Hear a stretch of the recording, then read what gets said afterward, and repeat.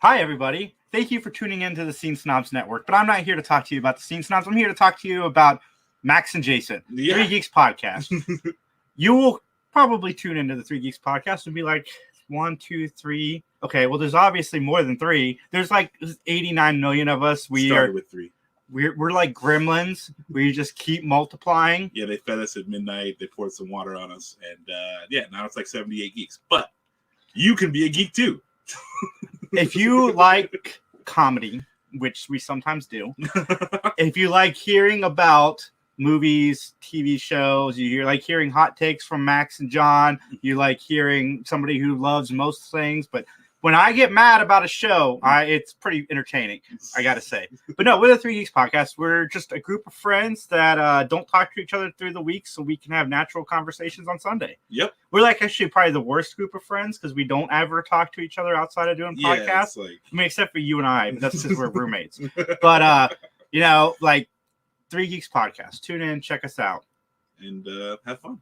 Yes. Feel free to like, comment, and subscribe. Yeah. And recycle your droids.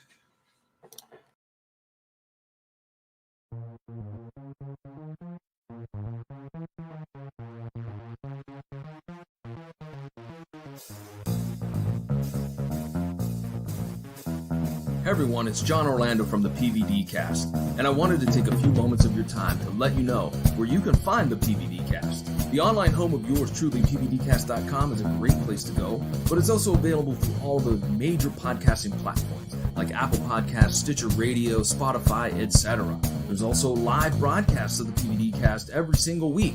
Mondays 8 p.m. Eastern through the Facebook page of the PVD Cast, and Tuesdays at 7:30 p.m. through the Scene Snobs Facebook page. And no matter how you listen, please make sure you rate, review, and subscribe. And with that, I will chat at each and every one of you later.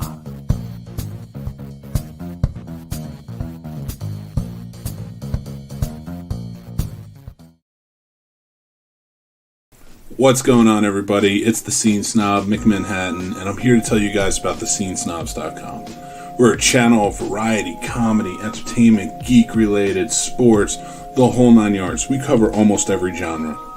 And we have so many great shows to choose from. We have shows like the Scene Snobs Podcast, BTB Podcast, The Guapo Show, the Sports Snobs Podcast, the PVD Cast, Jeff Dwoskin presents Crossing the Streams, the Three Geeks Podcast, the Fandom Effect. We probably have the only Matlock-based podcast called Matt Talk, and we're introducing new shows all the time. We have new shows coming up like the Ear Hustling Podcast, Carpool Shenanigans, and of course, From Some Nobodies, Twitching Upstream and Talking Upstream. So come on, check out the SceneSnobs.com, enjoy it, and please leave feedback. Like, follow, subscribe us, and just let us know what you think. We love to have all the interaction. So I, again, am the Scene Snob McManhattan. Check out thescenesnobs.com. You can follow us anywhere on social media at The Scene Snob, and we will talk to you guys soon. Take care. Hey, everybody, it's CJ Graham, Jason Voorhees. That's right, Friday the 13th, Part 6, and you're listening to thescenesnobs.com.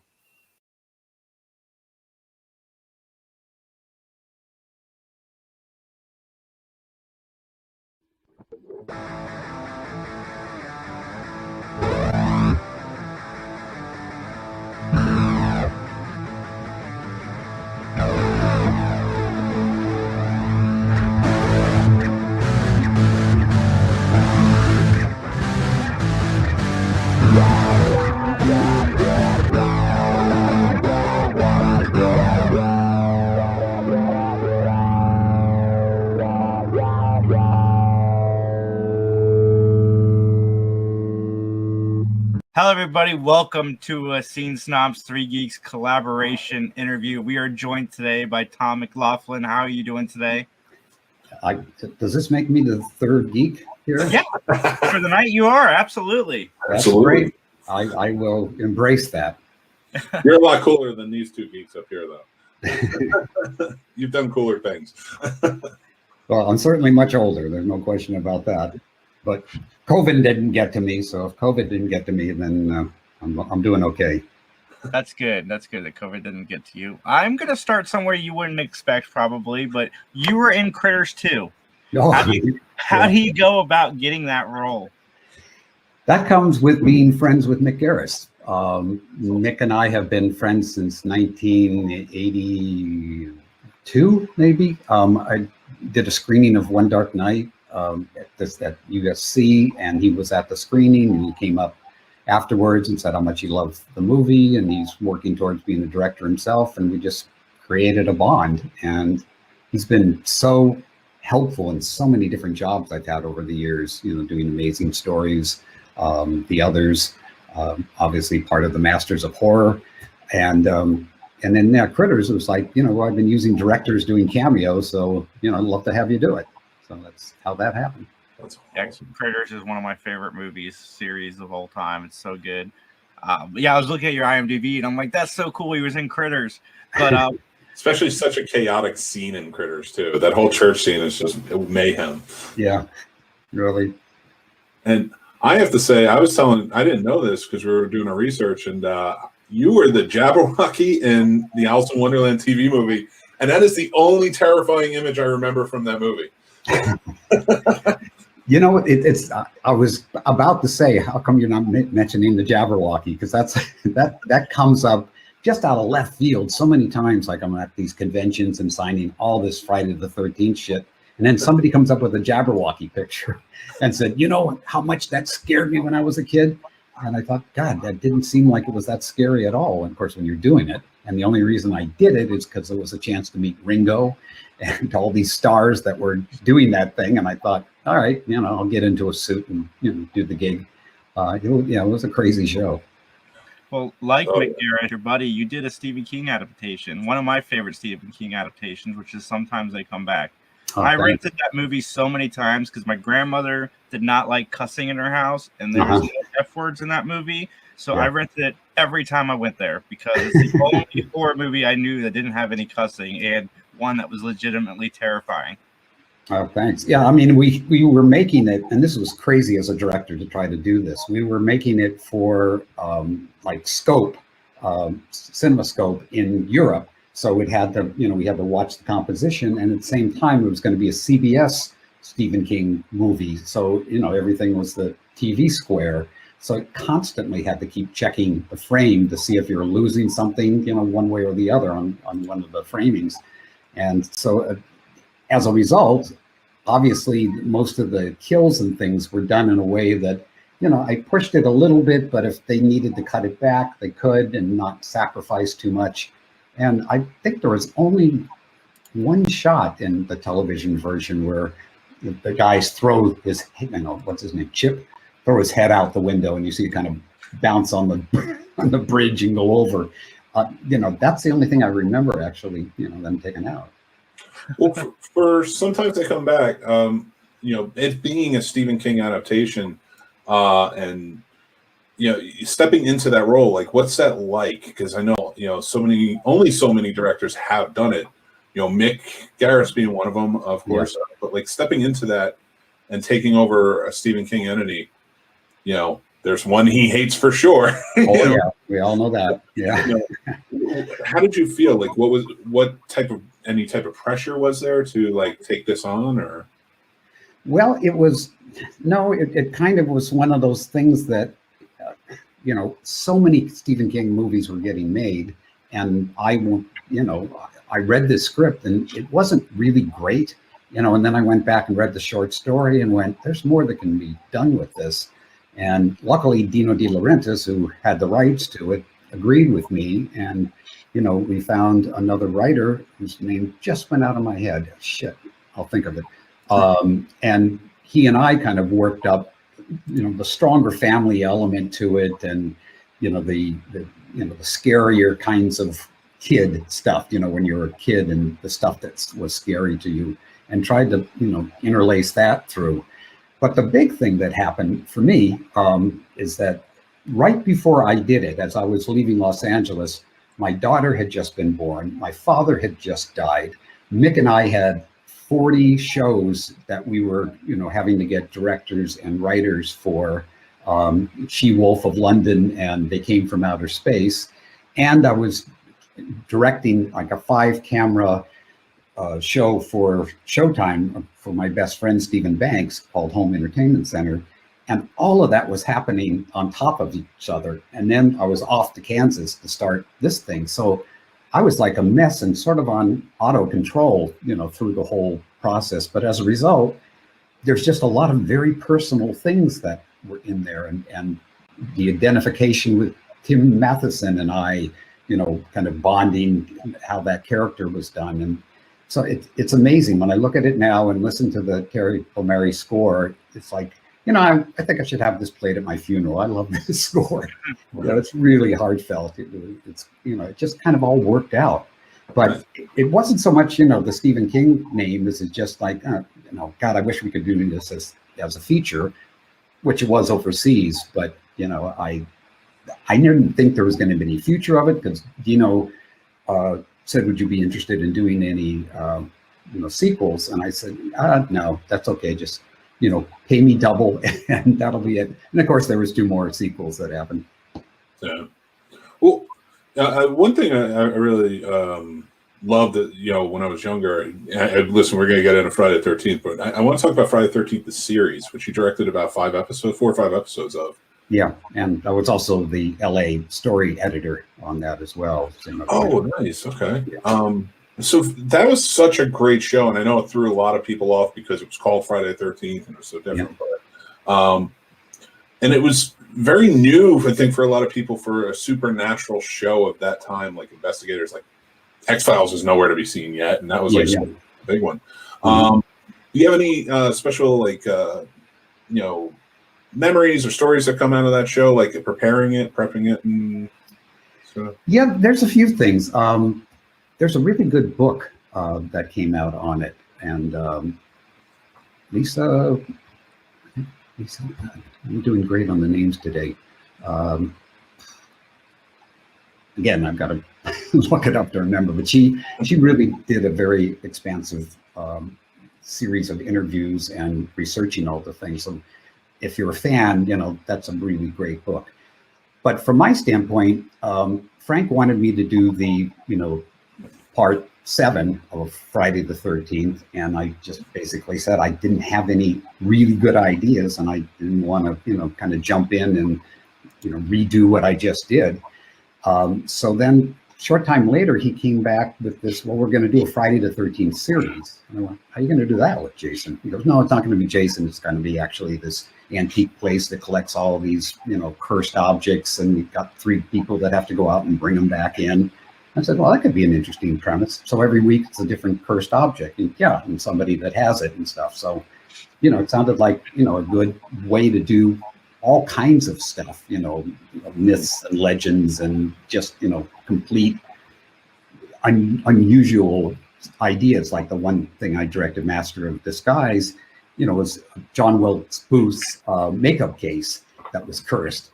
So the actor had to kill somebody, sop up their blood with the makeup sponge, pour it on the case, and then it would open, and they could, he could make himself look like Timothy Dalton, James Bond at that time.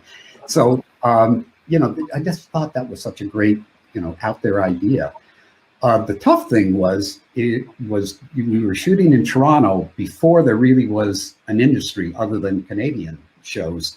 So, we got these, very good, young up and coming, film crew guys, but they worked them to death. I mean, it's like each week another director would come up and these guys were just burnt out from the last. Yeah.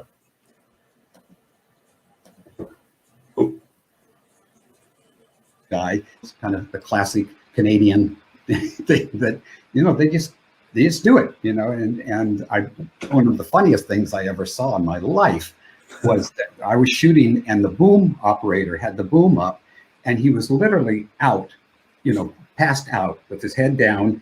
And as the actors moved, he just moved the boom around like he was, working with the force or something. And I thought, that's incredible. And sound mixer came over and are you up? Yeah. Huh? What? Yeah. I thought, that's, that's a skill. That show was definitely a precursor to Charmed and Buffy. Like I can see moments that inspired those 2 shows. Yeah. Yeah, they were doing War of the Worlds up there too at the same time, which was another. I don't know if that has a fan base still, does it? The War of the Worlds. Yeah, I would say it's probably more of a cult fan base, but yeah, I would definitely say there's a good sizable amount of people. Yeah. But for me, I'm really interested in you've been an actor. Well, I mean, you still act, but yeah, you as an actor, you producer, you writer, and especially a director. How did you go from acting into directing? Like, where did it really fall for you? And you're like, this is something I really want to pursue. The kind of simple answer is that it always was directing, and that's having a father who went to USC Film School, graduated like in 1949, hoping to get into the industry with his 16 millimeter camera and his knowledge of, the classic films at that time. And nobody would hire him. It's like film school. What the hell are you talking? You get in here because you got a relative, or you're banging somebody, and you get a job, and it was all that kind of stuff. So he basically took a job in a paint store where he met my mother. Within about a half a year or so, she was pregnant with me. He moved to Culver City, so the whole backlot of MGM Studios was my playground, and he kind of lived vicariously through me. Here's an 8 millimeter camera, just don't get caught. So on the weekends, me and my friends would, climb under the fence, or if it was another part of the lot, climb over the fence, and we'd shoot in these huge sets, and of course, our shit looked like nothing, but these sets, it looked like, we really, had some money or something. And, all funky little 8 millimeter stuff that you had to send it away to Kodak. And then sometimes part of it would come back. Usually, if something was missing, one of the reels. So the movies never really all came together. It was just like a series of sections of movies. But that's what I wanted to do. And one of the things that I did back in those days is I saw a director's chair, and it just said director on the back. And so I grabbed it. And when we went out, took it with me. And I didn't know who the director was on the back till years later. I literally have the chair sitting right next to me here, John Sturges. And Magnificent Seven was like one of my favorite, movies. And I had no idea this was the same guy who I still have his chair after all these years. But that really kind of was what I wanted to do, make movies. And then rock and roll happened, come 62, 63. And suddenly it's like, nope, girls are screaming. I got kicked out of 7 high schools for long hair. This was what I was going to do, going to be the Hollywood version of Mick Jagger. And, that was it. So I got completely away from it. Then that led me into studying mime, because I wanted to be a little more of a visual performer and be different from all the heroes that I had, James Brown and Roger Daltrey and of course Mick Jagger. And I thought that's what was going to happen when I came back to the States, but it was just the opposite. I was on a street corner performing, making whatever I made for dinner that night. And that led to me meeting Woody Allen to work with him on Sleeper. Then that led to, Prophecy. And, so I started using the mime training to get into all these films and getting my film education by working on sets. So I was, basically getting, paid to hang around and ask questions. So, little by little, once writing One Dark Night, that was, finally, which was 1980, I was finally able to, get that going. But it was from leaving Paris in 71 to 80, there was a big gap of, paying dues and doing whatever you could.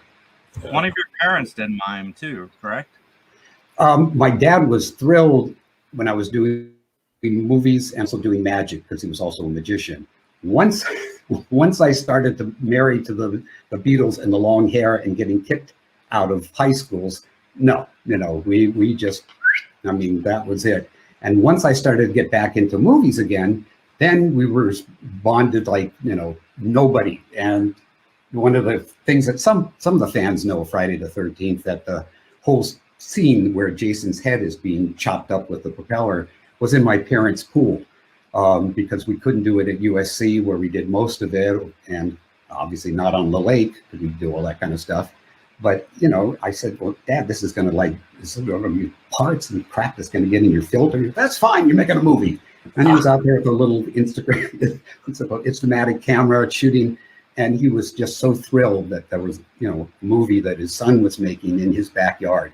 So, that it was a strange bonding. And the only other time I met somebody that had a similar childhood into becoming somebody was Eddie Van Halen. And Eddie and I were friends for, God, I don't know, 5 years or so. I mean, Christmases together, Halloweens together, all of that, got very close to their family, mainly because I was making movies with Valerie Bertinelli. And so, my family and their family just kind of became one. And, Wolfie and my daughter, were sort of boyfriend, girlfriend. She got her first kiss from Wolfie. But Eddie had the exact same thing where, when I said this to him, he went, that's exactly like my dad and I. He wanted to be this musician, and I was the one that carried the torch. And somehow that kind of bonded us in a strange way. That's awesome. It is kind of an unusual thing. Well, sorry for your loss. I mean, he was a musical icon. Oh yeah, it really laid me out for a couple of days. Because I wasn't like a Van Halen fan. So when I was meeting him, I wasn't like in love with the band going, holy shit. I was a filmmaker, and their band came in kind of after I left rock and roll in '69. So, I knew they were great. I loved their music and stuff. But until you start to get, close to somebody and go to the concerts in the limousine with them and stand backstage and, suddenly you go, holy shit, this guy's legendary and such an amazing person. I mean, really the sweetest guy. So, yeah, his death, I knew he was sick, but I didn't know he was that sick. And so, that really came like a, freight train hitting me. I'm sorry for that. Jason, I don't know how to ask this, because you've worked with two horror icons. You've directed two horror icons. And I got to know which one's your favorite. I mean, I think I know where it's going to go. But you worked with Freddy in an episode of Freddy's Nightmares, and you worked with, of course, Jason in the best, and I'm saying it now, hands down best episode of the franchise. Wow. I take that as a huge compliment from you. That's great. Thank you. I appreciate it. 100%. I just rewatched it prior to the interview because I just used the interview as an excuse to rewatch it. And I'm like, man, I wish this guy had made the next one. But you said you didn't have a great idea for it. But I would have loved to see you continue with the franchise, because horror has never really had, exception of Wes Craven and Scream, has never had somebody who just sticks around for more than one or two movies, especially Freddy and Jason. Yeah.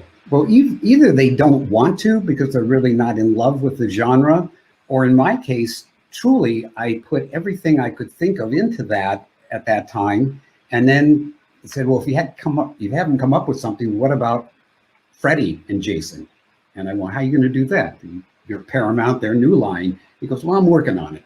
And then he came back about a week later and said, nope, they're not going to let that happen. And he got any other ideas? And I said, well, you guys have Cheech and Chong, right? Yeah, why? And I said, Cheech and Chong meet Jason, just like Abbott and Costello meet Frankenstein. He goes, no, it's not the same audience. I said, wait a minute. If all these people smoke the same weed, they're going to go in, they're going to laugh, and they're also going to, love the gore, and I think it's going to attract, certain people, and they're not going to be happy with the Jason movie. And so we let it go. But if he had said yes, that would have happened. I would have done that. That would have made my day. That would probably be my favorite horror crossover of all time. But let's get into it. How did you get the role for Friday the 13th 6? Well, it was one of those things where when I would go out with my script for One Dark Night, a lot of rejection purely because it wasn't a slasher movie.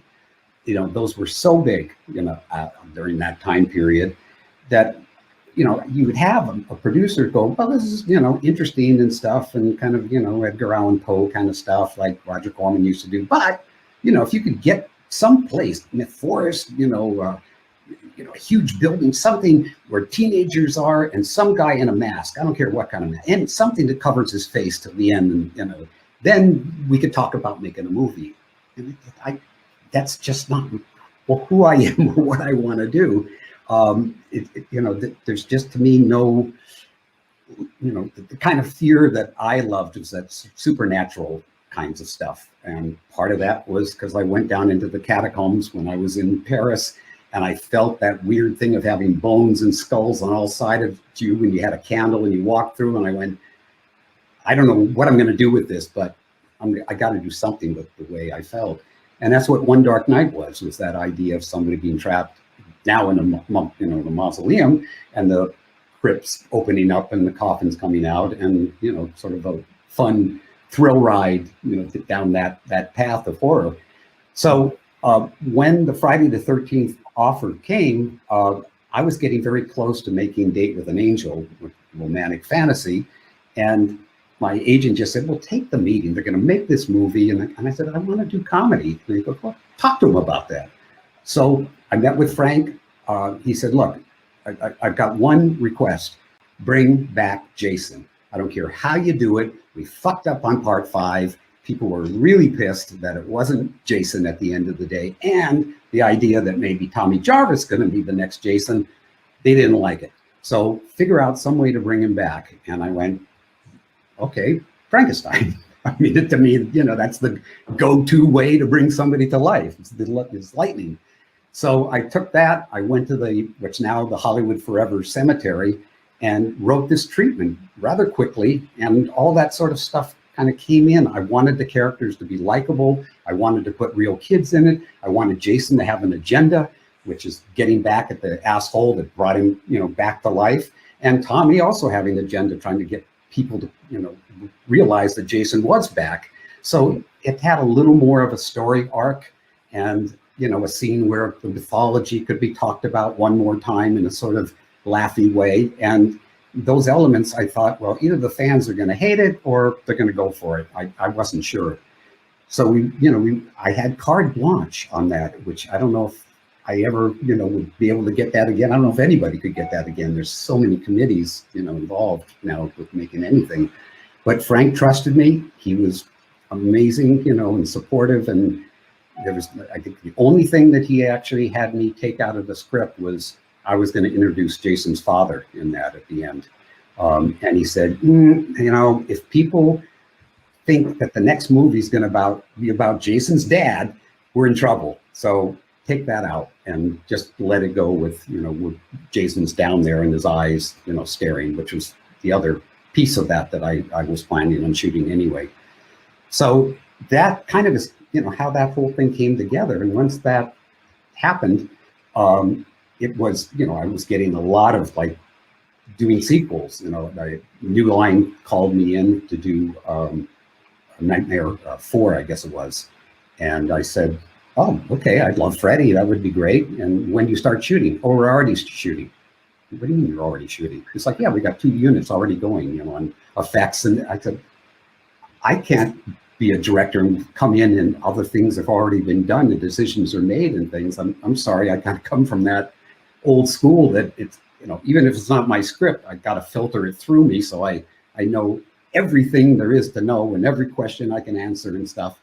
And they go, well, we need somebody who's willing to come in and just, go with it, which ended up being Rennie Harlan. And, bad business decision on my part because, Rennie did incredibly well on part 4. But I sort of went, I was always trying to hold on to something where, you had that control. And I just got spoiled really big time, with Jason Lives.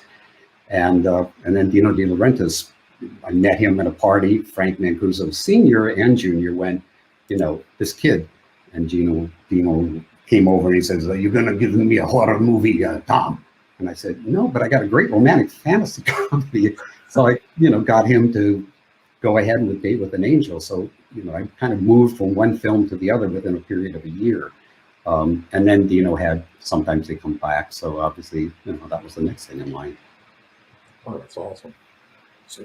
So for with doing that though, obviously you put together this movie and Friday the 13th, and it was just still to this day, it's the formula of that movie. I think a lot of people try to mimic. You had the right amount of camp, comedy, horror. It all felt really, real. Because you added the children in there and they had never been in there before. how did it stand out to you when you were, having seen the first 5 movies and knowing like what they wanted with Jason, knowing that you were taking it more into what would become iconic as the Frankenstein version. But like, what made you add these elements to make it, did you think like, all right, this is the way it needs to be to kind of refresh it? Yeah, I think there was 2 things. One, the original Friday the 13th, with the mom, and just the fact that it was so much more gory and graphic than Halloween was certainly lend itself to that. Wow, we haven't seen this before. And everybody, ran to see that movie. And obviously it did well enough. It's like, okay, we got to do a sequel. What are we going to do? The little boy? No, we can't do that. We got to keep the girl, Alice, her name, right? Alice. And then they came up with the guy in the forest with the Elephant Man bag over his head and said, okay, we'll do this. The timeline completely off, but everybody's got a theory about that. And so then it was just sort of, to me, kind of revamping those same kind of rules in different ways. Personally, part 4 was my favorite. I thought Joe Zito did a great job of saying, okay, we're going to wrap it up. We're going to, the acting was better. There were so many elements to it that I thought was great. And in part 5, I could see, obviously, the problem of it not being Jason at the end of the day, but it was just, it felt a little slimier somehow and grittier. And that, that said, and God rest his soul, he's no longer with us, Danny Steinman. But one night they were showing all the Friday the 13th, and I was coming out of, my part 6 with, kind of having done Q&A and stuff. And Quentin Tarantino, who I knew from the Masters of Horror, was going in, and I'm going, are you going to see part 5? He goes, yeah, it's the best one. I mean, no offense. I love yours. It's great. It's great. But part 5 is a fucking Friday the 13th. It's raw, and it's, it's everything one of these, grindhouse kind of movies should be. I went, okay, fair enough. So, and then after that, as you know, it became, Carrie, and he went to outer space, and he went to hell, and he, Manhattan and stuff, and they were just fishing around trying to find some other place to put him. But when I did mine, I thought, for sure, I want to go back to the camp. I want to change the name because I thought logically, if you're going to sell vacation homes in and around Crystal Lake, it can't be Crystal Lake. There's too many memories. So, it was already me trying to say, all right, if I'm going to stay there, can I still do the kills, but make the people likable? And a lot of the success I feel on my Friday was I had a really great cast, and we are still friends. I mean, fucking all of us, almost 35 years later, Facebook messages back and forth, the conventions, calling up, I'm going to buy a TV. What do you think about this one? I mean, we bonded from that freaking time in the forest and have remained, very close friends since, which is unheard of with making movies. It's like, well, we'll stay in touch, and you never do. That's great. But that was great. So then, as the years went on, and so many people were saying, why didn't you do a sequel? And I said, I just didn't have an idea. I still don't have an idea. Finally, I got an idea, like just a little under 2 years ago, which is Jason Never Dies. And I started to combine a couple of ideas, setting it in the winter, but actually setting it on Thanksgiving, so that there was sort of a holiday, supposed to be a happy time, not happening, bringing in basically an all-female cast, not because it's the politically correct thing to do, but it's Catholic girls who are badass. They have to go to this basically retreat with this very nasty nun. So that's sort of the conflict initially was between them and her. And then, of course, when Jason comes back, that becomes, the people he's got to fight. And these girls are badass. So, I tried to create a lot of sequences that were different from before, a little bit of kickback from my Jason Lives that's going to tie it together in a way that I think at least fans are going to find cool. And then it was just a question of, all right, I got to get it out there. And Sean and Victor are still battling it out. 9 years now with the rights, so you can't make it. The fans are making their own versions of stuff, which I think is terrific, that they raise the money and then they do it, Yeah, it just released on Halloween. Voorhees. It was a feature film he did. It was. I know you guys have talked and you've been on it and connected. Cody did a great job with that. He did. Yeah. He did. Yeah. All of these things. Obviously, I was involved with Vengeance. They called me and said, "Can we do a story of Jason's father? Would you be upset if we did?" I said, "No, do it. I'd love to see it." And then, so C.J. Graham's going to actually play his father. I went, "That's cool. That's a great idea." And then, could you be in the first scene and be the old caretaker, with him? I would love that. So, up I went. And they were all, they had some idea what they were doing, but there was a lot of making it up as they went along to get things, all the stuff they wanted. And if you've seen that, it is triple X in terms of the gore factor and how many kills are in it and stuff. It just went whole hog. And now they're doing a sequel to that, of which I'm returning to that film as well.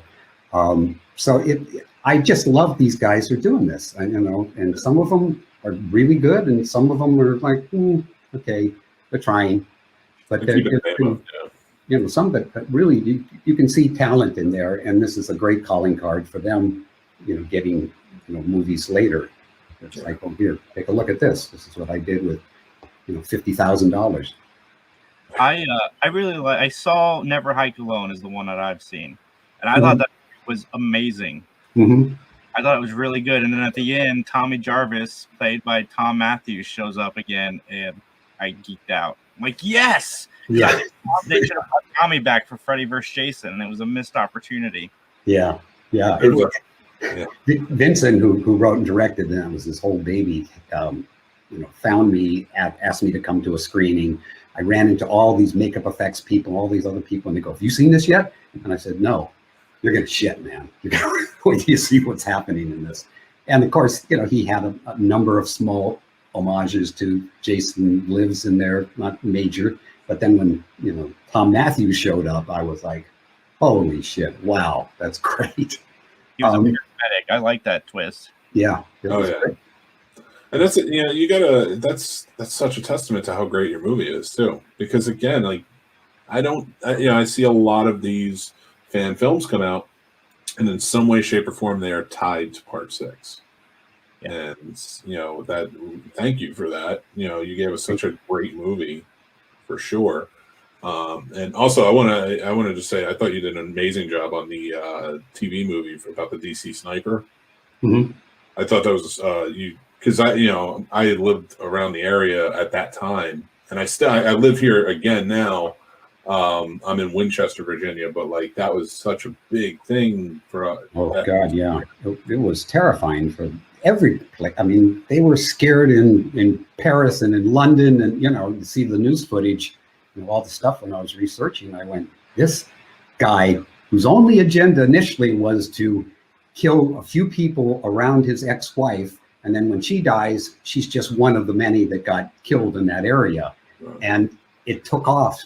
When somebody saw a white van and somehow associate that with terrorism, and now he started like, okay, we're going to, up our game here. And it was the way I approached it was a father and son story. Him and Malvo, he had this kid trained, and he had this kid, like, he would feed him when he did, great shots.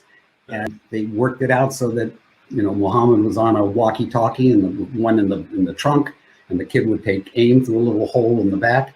And when he, when somebody was lined up, he says, "Got him," okay. And then I had him, add, something about Allah, praise to Allah, something, and bang. And this kid was an amazing shot. The fact that, he nailed so many people, and he was like, what, 17, 16? I don't know. I saw drawings that he did while he was in prison, and he was really a good artist. I mean, he just like a graphic artist, really creative, and obviously never going to get that chance. He just hooked up with this guy, and the rest is serial killer history. For sure. I mean, but you could tell you did such a great amount of research for that. So that just wanted to mention that. I thought that was fantastic. Oh, thanks. Yeah. A lot of the TV movies, it was like in the 80s, I had Freddy, and I had Jason, and I had Stephen King, into the early 90s and stuff. So basically all the sort of iconic horror people I felt I had done. But then when I got into television stuff and cable stuff, it was global warming, it was abuse, it was alcoholism and mental illness and serial killers, and I mean all these like real monsters. I mean people that did shit that you go, how do they sleep at night? And you find out very well, because the psychopath has no conscience about that. In fact, worse, he feels he's doing the world a service by getting rid of this this piece of scum, or making his agenda clear of whatever his message is. So talking to people on death row, when you're doing the research and things, it was very chilling to get involved in that world. And the movies would play on a Sunday night and gone, and maybe some of them show up on DVD, but just kind of disappear like early Silence. They just made them for entertainment's sake and then kind of dumped them. Yeah, there's so much that it's sad. It's sad to think about sometimes, because I think back on stuff and I'm like, can I find that? Yeah. It took me forever to find. Sometimes they come back. Really? I had to hunt for it. And now that's one that like people know.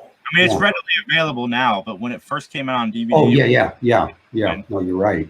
And I was so happy that Sony, MGM, actually did the Blu-ray version, and they actually called me and actually asked me to come in and check the color and the sound and everything. So most times these guys don't do anything like that. So that what survives is this shitty version of the movie that has nothing to do with what me and the DP were trying to do initially. Did you say Blu-ray? There's a Blu-ray release of sometimes they come back? Is it? I could be wrong, because I confuse when things come out, like all the Fridays, some of them were on Blu-ray, some not. Now they're all on Blu-ray on that big box set. Maybe I'm wrong. Maybe it wasn't actually. No, it did. No, you're right. It did. I need to buy that. If I could, as I said, I could be totally wrong. I just remember the cover was blue, and the guys are on there, and I thought it said Blu-ray, but maybe it just said special edition, some shit. It's on Amazon now. That's awesome. Well, you're gonna get some residuals for me, because I will be purchasing that this week. Oh yeah, I'm glad it's on Blu-ray. I still have the VHS. I don't know. Yeah, it looks so much better on DVD, and good TVs and proper. I think the first version too was not widescreen. They copied the television version. The sides were cut off. Yeah. Well, I have one more question. Is there any other horror icon character that you would have loved to have a chance to direct? Well, you want to know how stupid I am? I received a script called Scary Movie by Kevin Williamson, and I read it, and I went, I mean, it's opening. I sort of made this movie, didn't I? And I mean, it's great, but I don't want to kind of follow the same pattern that I did before. So I let it go. And basically, I read all these other scripts and nothing was any good. At least that was a good script. And I just had to get over myself, called the agent back. It's like, nope, too late. Wes Craven just grabbed it. Oh. And of course, it would have been great to be part of that franchise as Wes was. I thought, that was that same thing I was trying to do. And then years later, I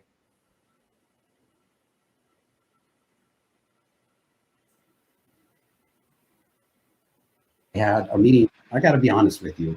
If it wasn't for your Jason Lives, I probably wouldn't have written Scream the way it was. And I went, are you kidding? Oh, thank you. But you want to hear what a jerk I was? And then, relate the story about passing on it. But it did kind of have that impact. And it wasn't like people hadn't done, funny horror things before. But somehow, I guess because it was a franchise and he was such an icon and there was a particular style that was established over 5 films, I think breaking out of that, helped. And because I had a comedy background, I could try to monitor it so it wouldn't be silly comedy. There'd be, just like the opening with the James Bond thing. If you laugh at that, it's like, okay, welcome to what this movie's going to be like. So I tried to put stuff in that made it, somehow cool to the people who were horror fans. And I didn't want to celebrate great gory effects, but I wanted them to be supernatural kinds of kill. Punching out a heart, twisting the head all the way around, pulling it off. I mean, totally unimitatable kills. And that to me also was important for me, that it wasn't just jab a chicken with a knife and cut her open and then walk away. To me, there wasn't a lot of great classic horror aspects to that. That kind of shit goes on way too much in our lives. I like the subtle look Jason gives when he rips the guy's arm off that's holding the machete. Yeah. Yeah, CJ did a great job.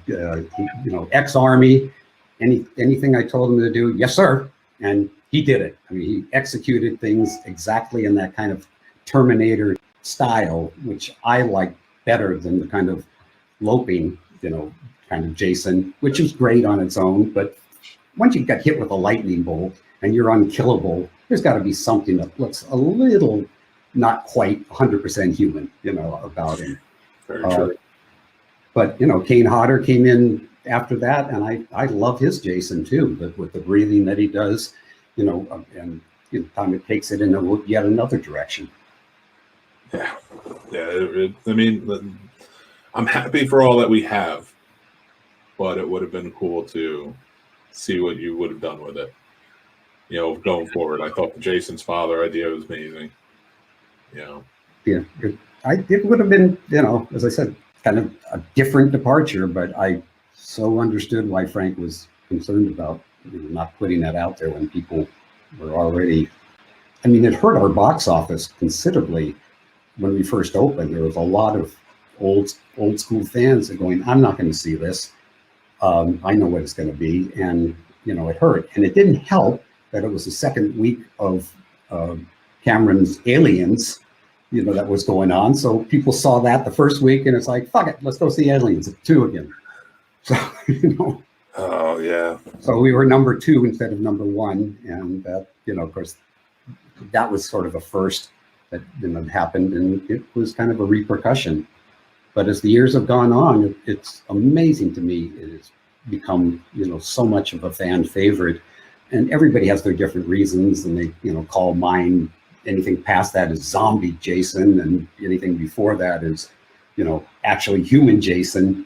I don't know how human Jason did some of the things he did, and I never intended him to be a zombie. To me, it was the Frankenstein rule: dead body, lightning, boom. You're reanimated, and that's that. He's not doing any of the George Romero zombie things, but they'll come back and say there's other kinds of zombies, and argue that, and I go, all right, you win. Okay, he's a zombie. Well, I want to thank you so much for joining us. I'm so glad CJ connected us, because this has been a lot of fun.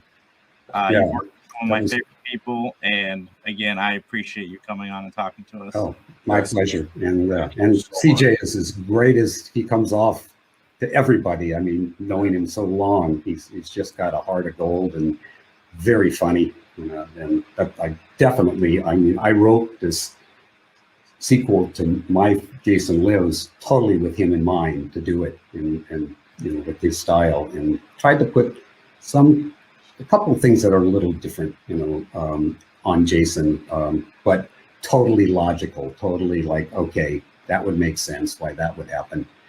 And, talked quite a bit to CJ about it. So we're all waiting to see if it can be done, if that can happen.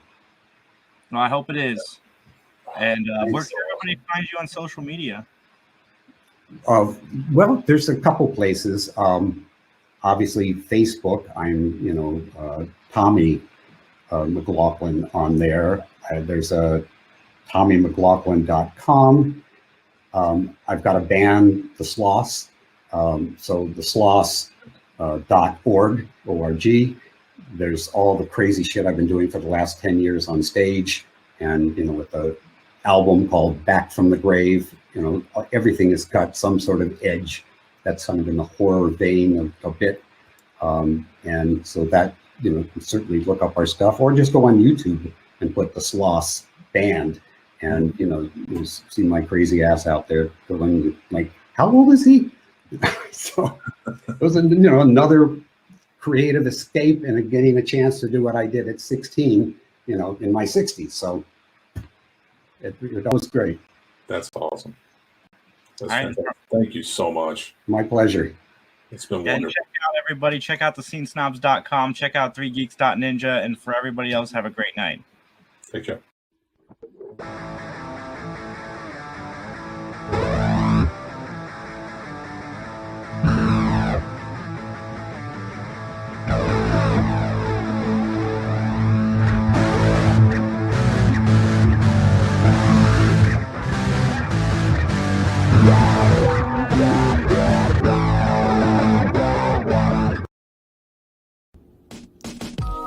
And that's our show, everybody. Thanks for listening. I am Mick Manhattan, the Scene Snob. We always appreciate you guys tuning in and commenting along and everything else. Go check out this show or any of our other shows on thescenesnobs.com. Thescenesnobs.com. We love you. You guys are awesome. And if you would like, follow and subscribe to our social media. That really helps us go a long way. And please spread the word. Tell your friends. Have them come in. We love feedback and everything else. So everybody, you have a great day. Again, thanks for listening. Thescenesnobs.com. Take care, and I'll talk to you soon. Bye.